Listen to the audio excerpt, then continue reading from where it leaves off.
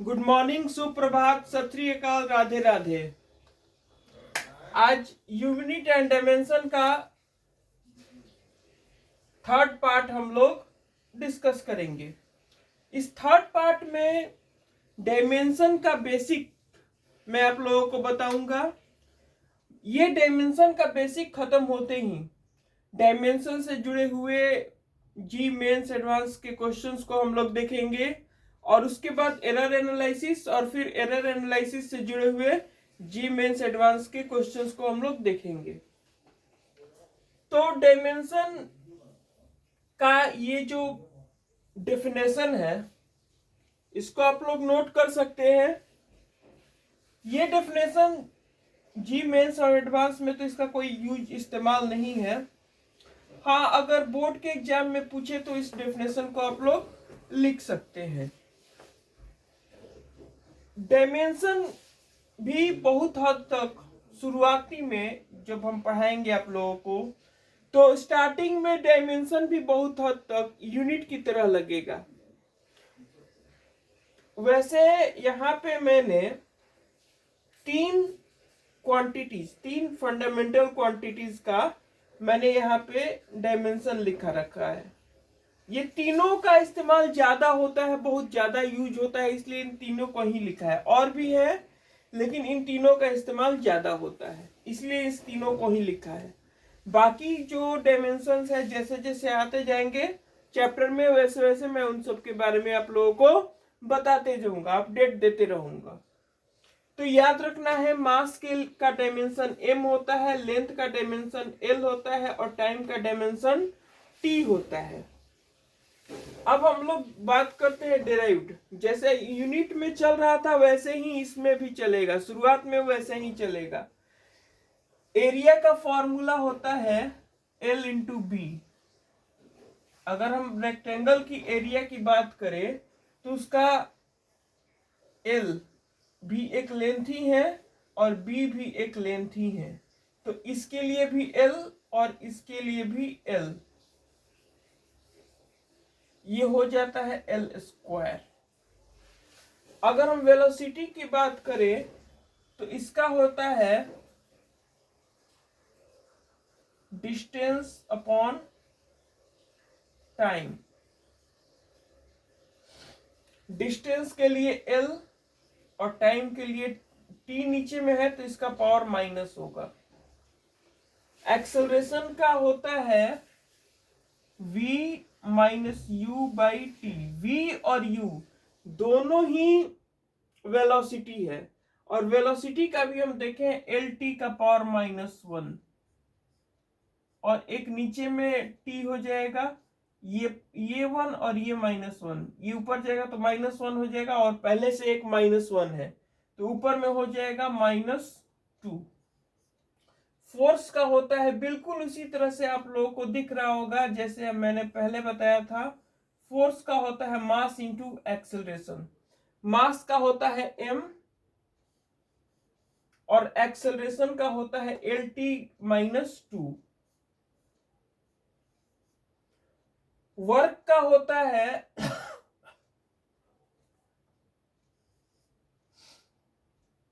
Work का होता है फोर्स इंटू डिस्प्लेसमेंट। फोर्स का हमने देख रखा है यहां पे m l t का पावर -2 और डिस्प्लेसमेंट होता है l, तो वर्क या एनर्जी का हो जाएगा ml स्क्वायर t का पावर -2। ये इतना जो डायमेंशन है ये बेसिक चीजें मैंने आपको बता दिया है। अब मैं बताऊंगा कि इसका यूज कहाँ पे है, इसका एप्लीकेशन क्या है, कैसे इसको इस्तेमाल करेंगे, क्या इसका यूज है। उसके बाद अगले किसी वीडियो में जी मेंस और एडवांस्ड के क्वेश्चंस को हम लोग डिस्कस करेंगे। तो इस अभी मैंने जितनी भी चीजें बताई, अगर उसको नोट करना है तो नोट कर लीजिए। यहाँ पे क्या है, ये जो डेफिनेशन है ये बोर्ड में अगर कभी पूछ देता है कि डायमेंशन को डिफाइन कीजिए, तो इसको ये डेफिनेशन लिखा जा सकता है। मास के लिए m होता है, लेंथ के लिए l होता है, टाइम के लिए t होता है। एरिया का हो गया l इंटू बी, एल के लिए भी l, लेंथ के लिए भी l लिखे, ब्रेथ के लिए भी l लिखे, तो l स्क्वायर हो गया। वेलोसिटी का हो गया डिस्टेंस अपॉन टाइम, यानी कि एल टी का पावर -1, डिस्टेंस के लिए l लिखे और t नीचे है तो पावर -1 होता है, नीचे में जो रहता है उसके लिए पावर -1 होता है। एक्सेलरेशन का हो गया v minus you by T, v और u दोनों वेलोसिटी को दर्शाते हैं, तो वेलोसिटी के लिए एल टी -1 लिख दिए और नीचे में t के लिए t लिख दिए। मैंने अभी जब बताया कि जो नीचे में रहता है उसको ऊपर लाने में पावर माइनस हो जाता है, तो इसका 1 जो पावर है -1 हो जाएगा, इस तरह से हो जाएगा। ये -1 तो यहाँ पे पहले से है ही, और ये जब ऊपर जाएगा तो ये एक और -1 हो जाएगा, तो इस तरह से -1 मिलकर के -2 हो जाएगा। फोर्स का होता है मास इंटू एक्सेलरेशन, मास के यहाँ पे m लिखे हैं तो m हो गया, और एक्सेलरेशन का यहाँ पे lt -2, तो m lt -2। वर्क या एनर्जी का होता है F इंटू एस, तो फोर्स का यहाँ पे mlt -2 लिख दिए और s के लिए l लिख दिए।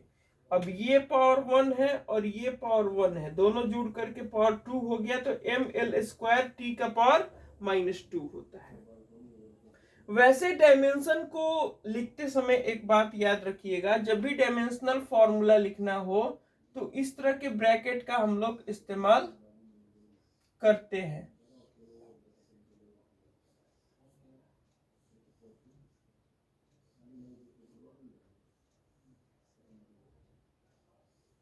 इससे पता चलता है कि हम इसका डायमेंशनल एरिया का डायमेंशनल फॉर्मूला लिख रहे हैं। अगर हम लोग डायरेक्टली लिख देंगे area is equal to 4 meter square, तो इससे ये पता चलता है कि कोई शेप है जिसका एरिया 4 मीटर स्क्वायर है। और अगर हम ऐसे लिखते हैं एरिया,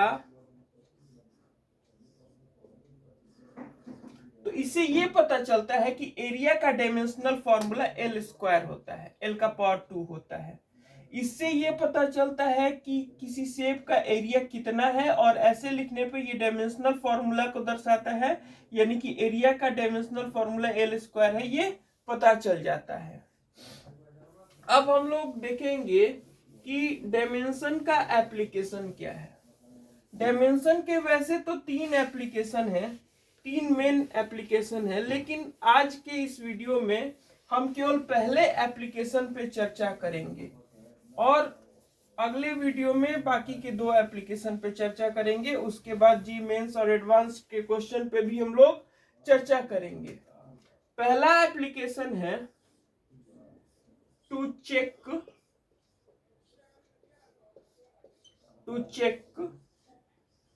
करेक्टनेस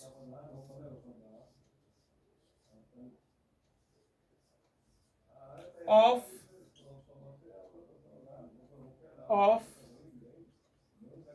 any फॉर्मूला। किसी फॉर्मूला का करेक्टनेस चेक किया जाता है। जैसे मैं आप लोगों को एक फॉर्मूला दे रहा हूं, S is equal to UT plus half AT square. ये चेक करना है कि सही है कि गलत है। वैसे तो हमने पढ़ रखा है कि ये सही है, तो ये सही है। तो डायमेंशन क्या कहता है इसके बारे में? डायमेंशन इसको सही बताता है कि गलत बताता है, वो चेक करना है। एक और फॉर्मूला मैं लिखूं, 9th क्लास में हम लोग ने पढ़ रखा है कि ये सही है। एक और फॉर्मूला लिखूं, S is equal to UT plus 4AT square. हमको पता है कि ये गलत है, लेकिन डायमेंशन इसको सही बोलता है कि गलत बोलता है, उसी चीज पे आज हम लोग देखेंगे। तो एक प्रिंसिपल ऑफ होमोजेनिटी होता है, उसके अकॉर्डिंग एस का जो डायमेंशन है वही इसका डायमेंशन होना चाहिए और वही इसका डायमेंशन होना चाहिए। इसमें भी वही चीजें होनी चाहिए, जो इसका डायमेंशन है वही इसका डायमेंशन होना चाहिए और वही इसका डायमेंशन होना चाहिए। जितने भी टर्म्स हैं सबका डायमेंशन एक जैसा होना चाहिए। तो इसको देखते हैं, पहले फर्स्ट फॉर्मूला को देखते हैं। एस का डायमेंशन, एस मतलब लेंथ होता है, डिस्टेंस होता है, लेंथ होता है, इसका डायमेंशन हो गया एल। ठीक है, चलिए बहुत बढ़िया। आगे देखते हैं यूटी का देखते हैं। यू क्या होता है, इनिशियल वेलोसिटी, तो इसका हो गया एल टी का पावर -1, और टी होता है टाइम, तो इसका हो गया +1। ये -1 +1 वाला टर्म खत्म हो जाएगा, बचेगा एल। बहुत बढ़िया, अभी तक तो सही चल रहा है। आगे देखते हैं हाफ एटी का स्क्वायर। हाफ एटी का स्क्वायर, अगर इसका भी डायमेंशन एल आ गया तो ये फॉर्मूला सही है, अगर इसका डायमेंशन एल नहीं आया तो ये फॉर्मूला गलत है। हाफ एटी स्क्वायर, हाफ तो डायमेंशन लेस होता है, इसको छोड़ देते हैं। ए का बचता है डायमेंशन एल टी का पावर -2, और टी स्क्वायर है तो टी का स्क्वायर लिख देंगे, -2 + 2 खत्म हो जाएगा, बचेगा एल। ये डायमेंशन कहाँ से आया, वीडियो को थोड़ा सा पीछे कीजिए और तब आपको समझ में आएगा कि एल टी -2 या एल टी -1 मैंने कहाँ से लिखा। तो डायमेंशन के अनुसार ये तीनों सेम हो गया, मतलब ये फॉर्मूला सही है, और हम जानते भी है कि ये फॉर्मूला सही है। अब आगे देखते हैं, इस फॉर्मूला को चेक करते हैं। वीडियो को पॉज करके अगर नोट करना चाहते हैं तो इन चीजों को नोट कर लीजिए।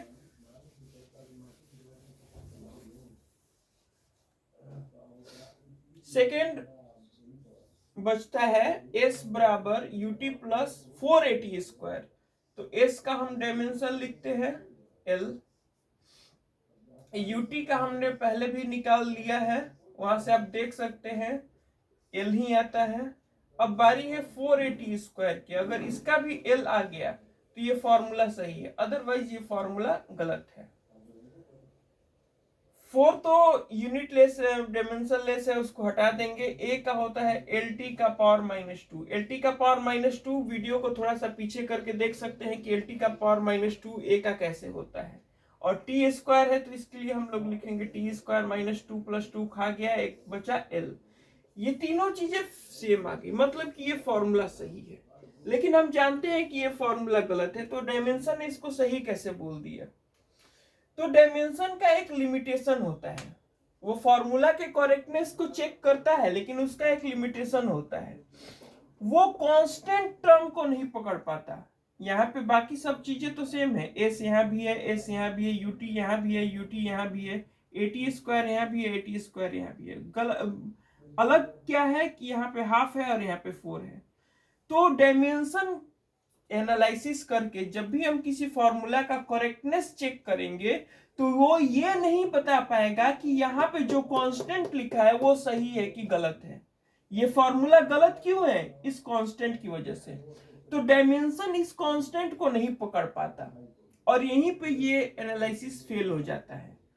तो भले ही हम लोग करेक्टनेस चेक कर सकते हैं, लेकिन इसका इस्तेमाल कभी भी किसी फॉर्मूला के करेक्टनेस को चेक करने के लिए नहीं किया जाता, क्योंकि ये आधा अधूरा काम करता है, ये पूरा काम नहीं करता, कांस्टेंट टर्म को ये पकड़ नहीं पाता है।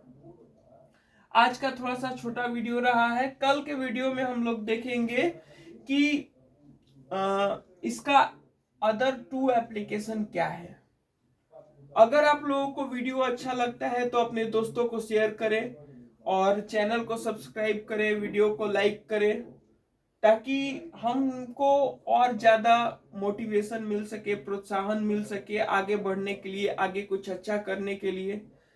और वीडियो के साथ जुड़े रहें, इस सीरीज के साथ जुड़े रहें। अगर IIT जी मेंस और एडवांस को क्रैक करना है तो तब तक के लिए धन्यवाद। आपका दिन शुभ रहे।